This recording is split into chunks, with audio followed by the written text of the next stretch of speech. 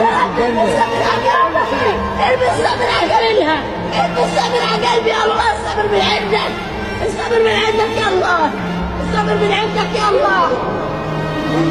اللهم اني استودعتك خيارك، اللهم اجرني في مصيبتي واخلفني خيرا منها يا الله. کوئی مسیحا ادھر بھی دیکھے، کوئی تو چارہ گری کو اترے. افق کا چہرہ لہو سے تر ہے، زمین جنازہ بنی ہوئی ہے. امت مسلمہ ایک طرف تم اپنی افطاریوں اور بڑے بڑے نواء و اقسام کے دسترخوان سجانے میں مصروف ہو، عید کی تیاریاں کرنے میں مصروف ہو، دوسری طرف فلسطین کی بیٹیوں کی عزتیں لوٹی جا رہی ہیں. وہاں وہ عین صلاح الدین اور صبر کی دعائیں مانگ رہی ہیں.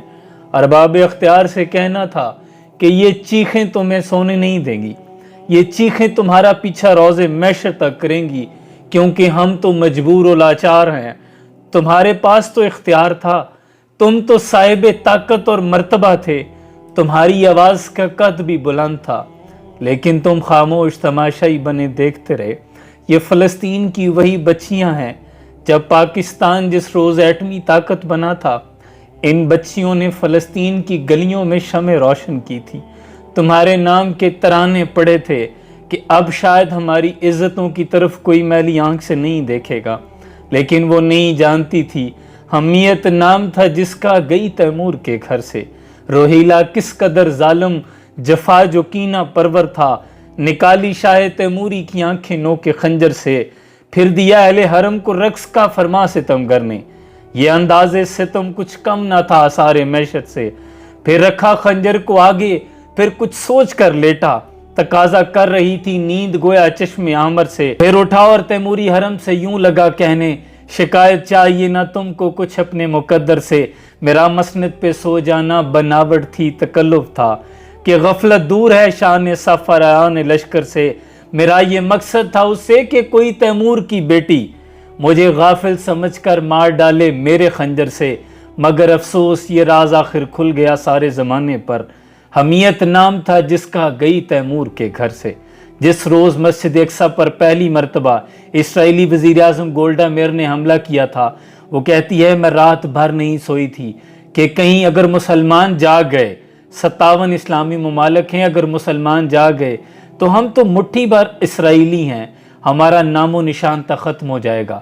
لیکن جب میں صبح اٹھی اور مسلمانوں کے لبوں پر یہ موت جیسی خاموشی دیکھی تو پھر مجھے یقین ہو گیا کہ اسرائیل اب محفوظ ہے. دکھ کی بات تو یہ ہے کہ 57 اسلامی ممالک اور 2 ارب مسلمان 36,000 مظلوم فلسطینیوں کی شہادت پر صرف خاموش تماشائی اور روزو نوافل اور عبادات کے ذریعے اپنے رب کو راضی کرنے کی کوشش کر رہے ہیں.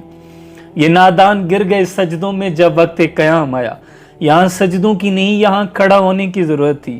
ہم صرف آمکوں کی جنت میں رہ رہے ہیں، محض اس کے سوا کچھ نہیں. ہم کیا ہیں؟ حضرت کعب بن مالک بدری صحابی ہیں، 73 جنگوں میں شریک ہوئے ہیں، لیکن غزوہ تبوک میں نہیں گئے تو حضور اکرم صلی اللہ علیہ وسلم نے 50 دن ان سے بات نہیں کی تھی. اتنے سخت ناراض ہوئے. حالانکہ احد میں انہوں نے اتنی بڑی قربانی دی.